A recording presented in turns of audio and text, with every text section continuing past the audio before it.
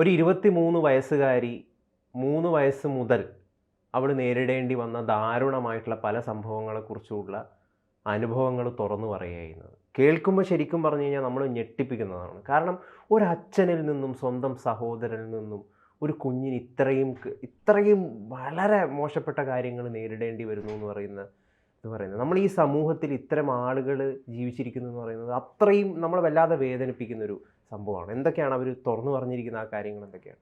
തുടക്കത്തിലേ പറയട്ടെ, എല്ലാ അച്ഛന്മാരും ചേട്ടന്മാരും ഇങ്ങനെയല്ല.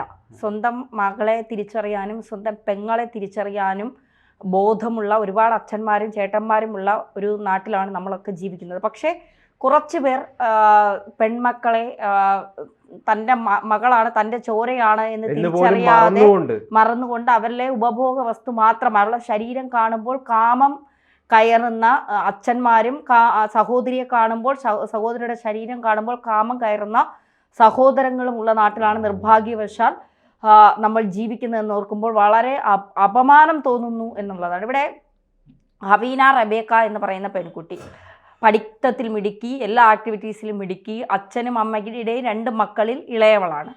അപ്പോൾ ഈ പെൺകുട്ടി ചെറുപ്പത്തിലേ കിടക്കുന്നത് അവൾക്ക് കിടക്കാൻ ഇഷ്ടം അച്ഛൻ്റെയും അമ്മയുടെയും അടുത്ത് കിടക്കാനാണ് അവൾക്ക് ഇഷ്ടം. അപ്പോൾ അച്ഛൻ്റെ അമ്മയുടെ അടുത്ത് കിടക്കുന്നു. അച്ഛൻ എപ്പോഴും അവളുടെ പഠിത്തത്തെക്കുറിച്ചും അവളുടെ കരിക്കുലർ ആക്ടിവിറ്റീസിനെ കുറിച്ചും ഡാൻസിനെയും പാട്ടിനെയും കുറിച്ചും ഒക്കെ എപ്പോഴും വാതോരാതെ പൊഴുത്തും. ചേട്ടന് അമ്മയുടെ മന്ദബുദ്ധി സ്വഭാവം, അതായത് വിവരമില്ലാത്ത സ്വഭാവമാണ് ചേട്ടൻ എന്നെപ്പോഴും ചേട്ടനെ പറയാറുമുണ്ട്. അത് ചേട്ടന് വലിയ ദേഷ്യവും സങ്കടവും ഒക്കെ പലപ്പോഴും ഉണ്ടാക്കാറുണ്ട് എന്നുള്ളതാണ്.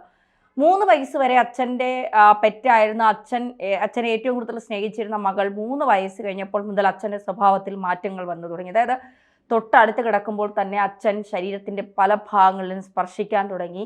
അച്ഛനിൽ നിന്ന് ശാരീരികമായ പീഡനം അനുഭവിച്ചു തുടങ്ങിയത് 3 വയസ്സ് മുതലാണ്. അപ്പോൾ അവൾക്ക് മനസ്സിലുണ്ട് അച്ഛൻ തന്നോട് കാണിക്കുന്നത് തെറ്റാണെന്ന്. ആ മനസ്സിലാക്കിയ ദിനം മുതൽ അവൾ അമ്മയുടെ തൊട്ടടുത്ത് ചുമരിനോട് ചേർന്നാണ് കിടന്നുകൊണ്ടിരുന്നത്. അതിങ്ങനെ സമയം കിട്ടുമ്പോഴൊക്കെ അച്ഛൻ ശാരീരികമായി ഉപദ്രവിക്കുമായിരുന്നു, ലൈംഗികമായി ഉപദ്രവിക്കുമായിരുന്നു. അത് കഴിഞ്ഞതിന് ശേഷം ഇവളെക്കാളും, ഈ ഹവീന റബേക്കയെക്കാട്ടിലും 5 വയസ്സിന് മൂത്തതാണ് ചേട്ടൻ ഇവളെ ശാരീരികമായി ഉപയോഗിക്കുന്നതിന് പകരം ചേട്ടൻ്റെ പല അവയവങ്ങളും ലിംഗം ഉൾപ്പെടെയുള്ളത് ഈ കുഞ്ഞിനെ കൊണ്ട് ഓറൽ സെക്സ് ചെയ്യിപ്പിക്കുക, ഇത് ഈ കുഞ്ഞിൻ്റെ കൈ കൊണ്ട് മാസ്റ്റർബേഷൻ ചെയ്യിപ്പിക്കുക, അങ്ങനെയുള്ള വൃത്തികെട്ട രീതിയിലേക്ക് അപ്പോഴും ഈ കുഞ്ഞിന് മനസ്സിലാകുന്നുണ്ട് ഇത് ചേട്ടൻ തന്നോട് കാണിക്കുന്നത് വളരെ മോശമാണ്. പക്ഷേ ഇതിന് തുറന്നു പറയാൻ ആളില്ല എന്നുള്ളതാണ്. അമ്മയോട് ഇക്കാര്യങ്ങളൊക്കെ തുറന്നു പറഞ്ഞപ്പോൾ അമ്മ പറയുന്നത്, ഇത് നീ ആരോടും പറയരുത്, ഇത് നമുക്ക് പ്രാർത്ഥിച്ച് തീർക്കാം, പ്രാർത്ഥനയിലൂടെ നമുക്ക് രക്ഷപ്പെടാൻ കഴിയൂ, പ്രാർത്ഥിച്ച് തീർക്കാം എന്നാണ് ഈ കുഞ്ഞിനോട് അമ്മ അതായത് ഈ കാര്യങ്ങളൊന്നും, ഈ കുഞ്ഞ് നേരിടുന്ന പ്രശ്നങ്ങളൊന്നും പൊതുസമൂഹത്തോട് പറയേണ്ട, ആരോടും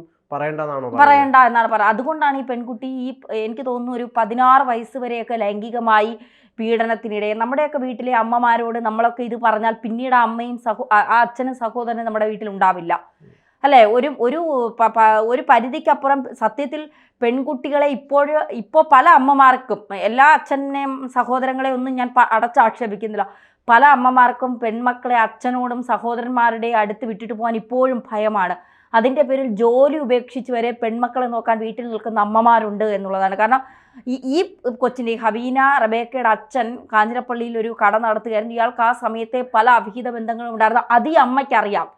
അതിന് പോലും ഈ അമ്മ എതിര് നിന്നില്ല എന്നുള്ളതാണ്. കാരണം എന്തെങ്കിലും പറഞ്ഞു കഴിഞ്ഞാൽ അവരെ ശാരീരികമായി ഉപദ്രവിക്കും, അവരെ അപ്പോൾ ആ ഒരു തരത്തിലേക്ക് പോകുമെന്നുള്ള ഭയം കാരണം അവർ മിണ്ടിയില്ല എന്നുള്ളതാണ്. ഇതിൽ ഏറ്റവും ക്രൂരമായ ഒരു കാര്യം, ഒരു പെൺകുട്ടിയുടെ സ്വാതന്ത്ര്യം എന്ന് പറയുന്നത്, ഒരു പെൺകുട്ടി ശാരീരികമായ ഒരു വളർച്ചയെത്തി ഒരു മെച്യൂരിറ്റി മീൻസ് ശാരീരികമായി അവളുടെ ഒരു വളർച്ചയൊക്കെ എത്തിക്കഴിഞ്ഞാൽ കതകടച്ചിട്ട് അച്ഛനും ചേട്ടനുമുള്ള വീട്ടിൽ തുണി മാറാൻ നമ്മളൊക്കെ അങ്ങനെയാണ് ചെയ്യുന്നത്. പൊതുവെ ഒരു പ്രായം കഴിയുമ്പോൾ പെൺകുട്ടികൾ കുറച്ചൊന്ന് അച്ഛൻ ശരീരം കുറച്ചൊന്ന് നമ്മളിപ്പോൾ പുറമേ പോലെ അല്ലല്ലോ നമ്മുടെ വീട്ടിൽ നിൽക്കുന്നത്. അച്ഛനും ചേട്ടനും എന്നൊക്കെ പറയുമ്പോൾ നമ്മൾ അത്രയും ബഹുമാനം കൊടുക്കുന്നവരാണ്. അപ്പോൾ സ്വാഭാവികമായിട്ടും നമ്മൾ ആ രീതിയിലായിരിക്കും വീട്ടിൽ നമ്മുടെ രീതിയും നമ്മുടെ പെരുമാറ്റവും ഒക്കെ.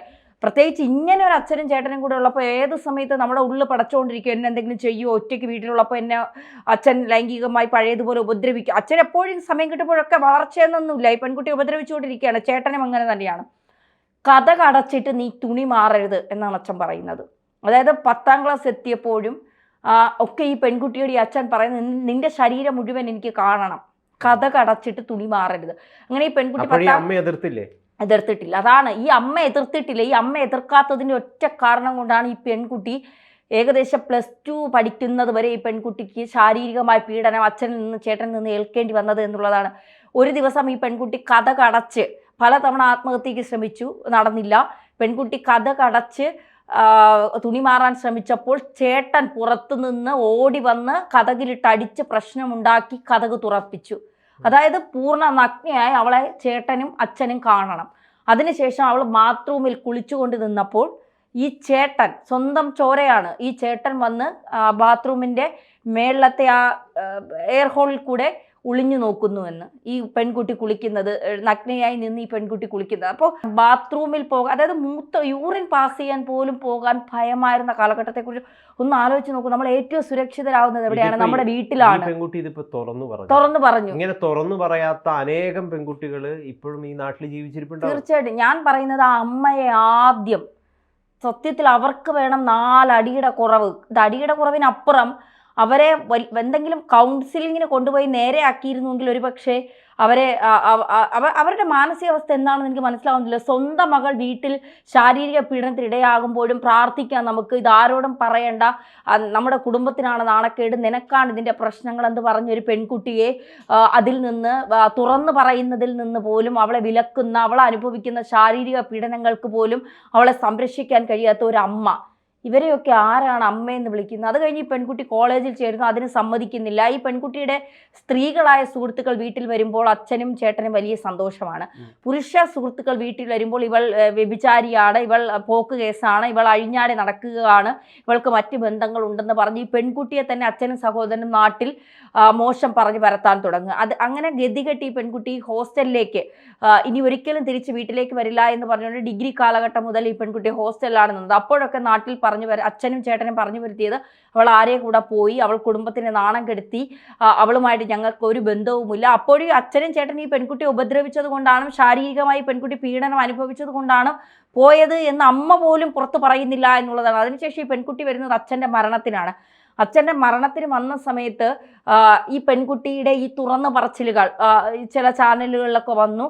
അങ്ങനെ ഈ പെൺകുട്ടി വീട്ടിൽ പോകുമ്പോഴാണ് കസിൻസും മറ്റുള്ളവരും ഒക്കെ ഇത് അറിയുന്നത്. അപ്പോൾ അവരൊക്കെ പറഞ്ഞു, ഇനി നീ പോകണ്ട, ഇവിടെ നിൽക്ക്, നിൻ്റെ കൂടെ ഞങ്ങളുണ്ട് എന്നൊക്കെ പറഞ്ഞ കസിൻസൊക്കെ അവളെ ചേർത്ത് നിർത്താൻ നോക്കിയപ്പോഴും അവളുടെ സഹോദരൻ്റെ ഭാര്യ പറയുന്നത്, ഇവൾ പറയുന്നത് മുഴുവൻ കള്ളമാണ്, ഞങ്ങളുടെ ജീവിതം നശിപ്പിക്കാനാണ് ഇവൾ ശ്രമിക്കുന്നത്, ഇവൾ പറയുന്നതിൽ മുഴുവൻ കള്ളമാണ്, ഇതാണെന്നൊക്കെ പറഞ്ഞിട്ട് ആ പെൺകുട്ടി അനുഭവിച്ച വേദന മറ്റൊരു സ്ത്രീ, സ്വന്തം അമ്മയ്ക്ക് മനസ്സിലാക്കാൻ കഴിഞ്ഞില്ലെങ്കിൽ പിന്നെ മറ്റൊരു സ്ത്രീക്ക് എങ്ങനെയാണ് മനസ്സിലാക്കാൻ കഴിയുന്നത്?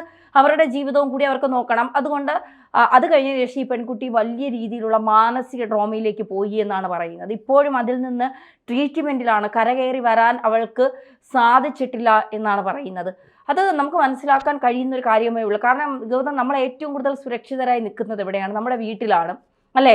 നമ്മുടെ വീട്ടിലെത്തുമ്പോഴാണ് നമ്മൾക്ക് ഇനി ഏത് പാതിരാത്രിയും നമ്മൾ ഓടിച്ചെന്ന് കയറാൻ ആഗ്രഹിക്കുന്നത് നമ്മുടെ വീടാണ്. വരുമ്പോൾ ഉണ്ടാവുന്ന ആ ഒരു അത്രയേറെ മനസ്സിൽ ഓടി നടക്കുന്ന ഓർമ്മകൾ, ചിത്രങ്ങൾ ആ വീടിനെ പറ്റി ഈ പെൺകുട്ടിക്ക് എന്ന് പറയുന്നത് ഒരു ദുസ്സൂചകമായിട്ടുള്ള ഓർമ്മകളായിരിക്കും. സ്വന്തം അച്ഛനും അല്ലെങ്കിൽ സ്വന്തം സഹോദരനും തന്നെ പീഡിപ്പിക്കുമോ, ഒരു മുറിയിലിരുന്ന് തനിക്ക് ഒരു ഡ്രസ്സ് മാറാനുള്ള സുരക്ഷിതത്വം പോലും നൽകാത്ത വീടുകൾ അനേകം നമ്മളെ നാട്ടിലുണ്ട് എന്ന് പറയുന്നത് വളരെയധികം വേദനിപ്പിക്കുന്ന സംഭവങ്ങളാണ്. ഇതേ കാര്യങ്ങൾ ഒരുപാട് പെൺകുട്ടികൾ ഇപ്പം പല കാര്യങ്ങളും തുറന്നു പറയുന്നുണ്ട്.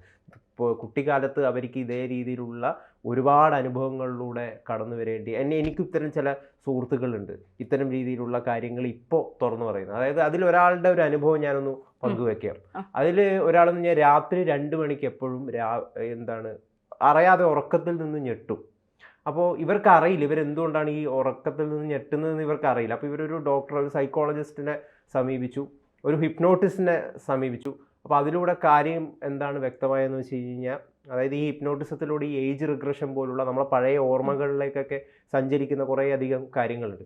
ഇതിലൂടെ മനസ്സിലായ കാര്യം എന്താണെന്ന് വെച്ച് കഴിഞ്ഞാൽ, ഈ 2 മണിക്ക് കുറേ വർഷങ്ങൾക്ക് മുമ്പ് ഈ കുട്ടിയെ അച്ഛൻ അല്ലെങ്കിൽ സഹോദരനോ ശാരീരികമായിട്ട് ഉപദ്രവിച്ച അനുഭവം ഇവളുടെ ഓർമ്മയിലുണ്ട്. ആ ഓർമ്മയിൽ നിന്ന് ചാടി ഇവൾ എഴുന്നേറ്റിട്ടുണ്ടായിരുന്നു 2 മണിക്ക്. അത് പിന്നീട് ഇവളുടെ ആ ഒരു സബ് കോൺഷ്യസിൽ അത് മൊത്തം സ്റ്റോർഡ് ആയിട്ട് പിന്നീടുള്ള വർഷങ്ങളിൽ മുഴുവൻ 2 മണി എന്ന് പറയുമ്പോൾ അറിയാതെ തന്നെ ഇവള് ഞെട്ടും. പക്ഷെ അതിന് പിന്നിലുണ്ടായിരുന്ന ഒരു കാര്യം എന്ന് പറയുന്നത് ഇതാണ്. ഒരുപാട് വർഷങ്ങൾക്ക് മുമ്പ് ഒരു 2 മണിക്ക് അച്ഛൻ ഉപദ്രവിച്ചിട്ടുണ്ടായിരുന്നു. അല്ല, ഇത് പറഞ്ഞ് അവസാനിപ്പിക്കുക. നമുക്ക് ശരിയാണ്, ആ പെൺകുട്ടിയൊക്കെ അനുഭവിച്ച വേദനകൾ എത്രയാണെന്ന് ഈ ചൈൽഡ് അബ്യൂസ് എന്ന് പറയുന്നത്, അല്ലെങ്കിൽ ഈ ചെറുപ്പകാലത്ത് നേരിടുന്ന ഈ പീഡനം എന്ന് പറയുന്നത് മരണം വരെ നമ്മളെ വേട്ടയാടുമെന്ന്, ഒരു സ്ത്രീയെ മരണം വരെ വേട്ടയാടുന്ന ഒരു കാര്യമാണ് ഈ ചെറുപ്പകാലത്തെ അബ്യൂസ്, ശാരീരിക അബ്യൂസ് എന്ന് പറയുന്നത്. അബ്യൂസ്, ശാരീരികമായ അബ്യൂസ് ഒരാളുടെ ഒരു സെക്ഷുവൽ പ്രിഫറൻസിനെ വരെ വളരെ രീതിയിൽ മാറ്റി തീർക്കും പഠനങ്ങൾ തെളിയിച്ചിട്ടുണ്ട്. എന്തായാലും നമുക്ക് ഒരു കാര്യം പറഞ്ഞ് അവസാനിപ്പിക്കാം. ഇങ്ങനെയുള്ള അച്ഛന്മാരും ഇങ്ങനെയുള്ള സഹോദരന്മാർക്കും സത്യത്തിൽ വധശിക്ഷ ഉൾപ്പെടെയുള്ളത് നൽകണമെന്നാണ്. കാരണം ഇനി ഒരാളും ഇത്തരത്തിൽ സ്വന്തം ചോരയോട് പോലും സ്വന്തം ചോരയോട് കാണിക്കുന്നവർക്ക് മറ്റുള്ളവരോട് കാണിക്കാൻ ഒരു മടിയും ഉണ്ടാകില്ല എന്നും ഓർമ്മിപ്പിച്ചുകൊണ്ട് ഹവീനയ്ക്ക് എല്ലാവിധ ആശംസകൾ. കാരണം തുറന്നു പറയാൻ അവൾ കാണിച്ച, വർഷങ്ങൾക്ക് ശേഷമാണെങ്കിൽ അത് തുറന്നു പറയാൻ കാണിച്ച ധൈര്യം ഓരോ പെൺകുട്ടികൾക്കും ഉണ്ടാകണം. ഇതുപോലെയുള്ള അച്ഛന്മാർക്കും സഹോദരങ്ങൾക്കും ഒക്കെ തക്കതായ ശിക്ഷയും കിട്ടണം.